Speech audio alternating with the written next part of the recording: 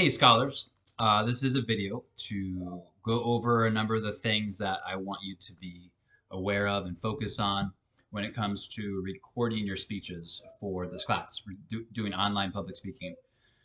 I do also have a video posted on the same module, or there's a link right below this module or above this module, the link for this video, and that's a link. It's a 12-minute YouTube video that explains how to do public speaking for an online class. So I definitely recommend watching that. It's really good. It's a lot of overlap to our course. A lot of the stuff they're talking about isn't just specific to public speaking online, but it's just specific to giving speeches in general. And then they give you a lot of things to consider and to think about with regards to recording your speeches with an audience and lighting and posture and all that kind of stuff. So it's definitely a good thing to review. You don't have to watch the whole thing, but I recommend watching it. It's only 12 minutes. So the things that I want to point out for our class, for the things that I'm looking for, the expectations for your speech videos to our class are I have basically five points. I recommend that you take some notes. You can always watch this video multiple times, but like I said, I recommend writing notes and making sure that you're focusing on these things as you're recording your own speeches. So the first thing is lighting. So lighting is really important. If I can't see your face, if you're giving a speech and you're looking at your camera, but the lighting is off and all I see is just dark, like I just see like a shadow of your body, then I don't know what's going on, right? I can't see you. I can't see you speaking, and I certainly can't see what's going on with your eyes, or if you're using an object, if you're incorporating something, I can't see any of that stuff. So lighting's really important. So basically you can, hey buddy, that's my son, Graham.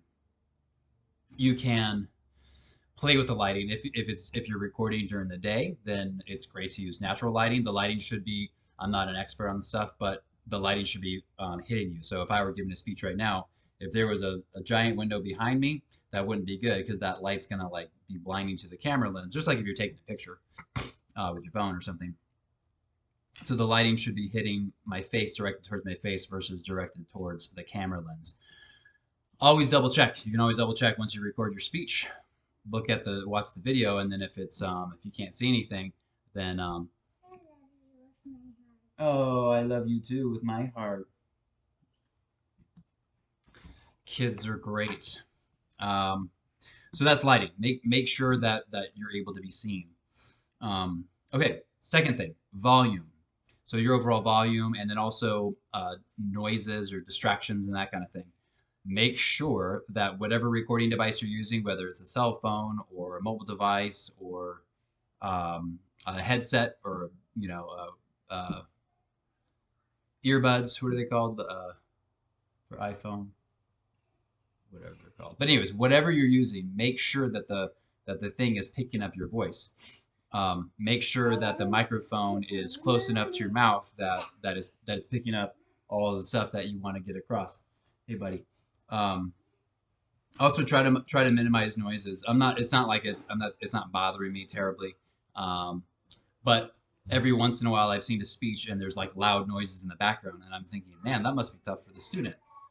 There was one last semester where I heard someone come into the house and it sounded like they were like talking, and it's like in the background there's like lots of talking and they were doing dishes or doing laundry or something. It was just really, really noisy. It didn't affect the student's grade, but try to minimize that kind of stuff. And if you're at a point where you're in your bedroom and it's hard to find a distraction-free environment, do your best. Don't do it in your car. Make sure you're standing. So that's a good transition to point 3. So the third thing is your posture and visibility.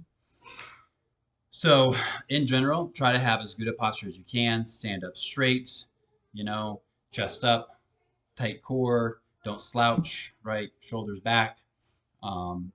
Focus on your breathing, on your posture. With that said, make sure that you're standing. So make sure you're not giving any speeches while sitting. So how do you do that? If it were me, this webcam that's on my computer is if I were standing, then I'd be looking down at the computer. So if it were this computer, I'd have to get creative and maybe get some books or a box or something to like hoist up my computer. That way, when I'm standing, I'm looking directly at the camera. You don't want to be looking down at the camera.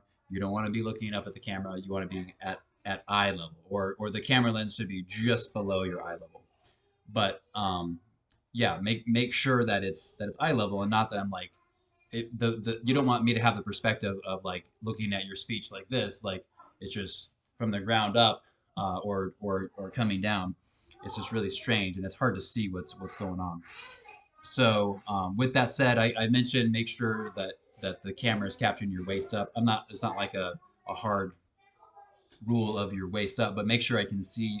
Make sure I can see you. I can see that I'll see that you're swaying and moving back and forth. You don't want to just give a speech like from the neck up, because then I can't see anything. I just see your face. So make sure that you're standing. You'll have to get you might have to get creative with that. I've had students do things where they get some books or the like a furniture or like a lamp or something. They figure out how to like set up their camera so that it's capturing them at about eye level. And then visibility. Make sure, so posture slash visibility. Make sure I can see you. Don't be standing super far back to where like I can barely see your face.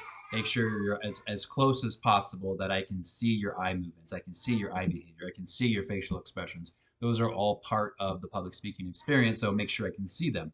And you can always just double check these things where before you submit your final draft, you just double check it.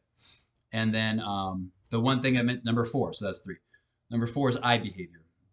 As I mentioned this in a number of videos, make sure that you are engaging with the camera lens. And then, as I mentioned, it might feel weird at first, but you just kind of get used to it. So you don't want to be reading anything. Don't read your outline. The only thing you can have with you for a speech is an index card. On some of the speeches, I think I say you can have 2 index cards. But the bottom line is your eyes should basically be on the camera lens, and when they're not on the camera lens, you're briefly referencing your index card. If I see that you're reading, then that's going to be a grade issue, and I've already addressed those things with the grading criteria and whatnot. The other thing that I mentioned is having a live audience. So some students have inquired about, hey, if I have a live audience, how do I incorporate that?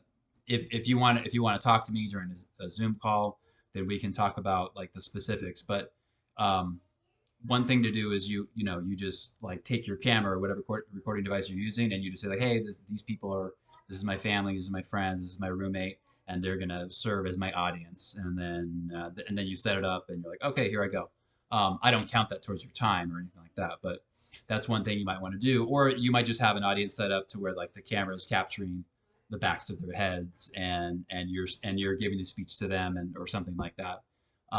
Whatever it is, if you plan on incorporating a live audience, and my point is, if you'd rather be giving the speech to them versus the camera lens, then we should definitely talk to figure out how to make that to help you to do that in a way that's organic and then appropriate for the occasion. Okay, and then the final thing is recording everything. Make sure you record it appropriately. Make sure it's sticking. Make sure you have a file that you're using a proper recording device. And then of course, once you're finished, then you're going to upload your speech video to our course page, to the module for the speech. If it's my Canvas page, then if it's my Canvas students, you're going to submit that, upload that speech video to Canvas, or you'll upload the speech video to YouTube, and then you take that link, and then you can just insert it into the text box or somewhere within the module. It's very easy and intuitive. If you have any questions, you can always let me know. The same thing for my Blackboard students. The same kind of thing. You can try to submit a video file, but sometimes the video file is too large. So if that doesn't work, you can always just submit it to YouTube, and then send me the link.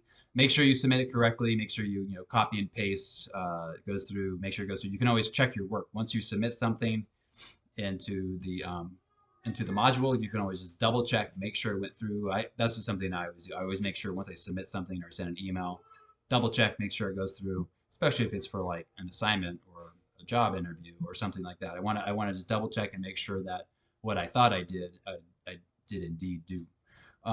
So that is the some of the specific details on recording your speech for an online public speaking class, specifically the things that I'm looking for and grading you on for our course. And again, I definitely recommend that y'all watch that other video that's right around the same module. Hope you're all doing great. Talk to you later. Bye.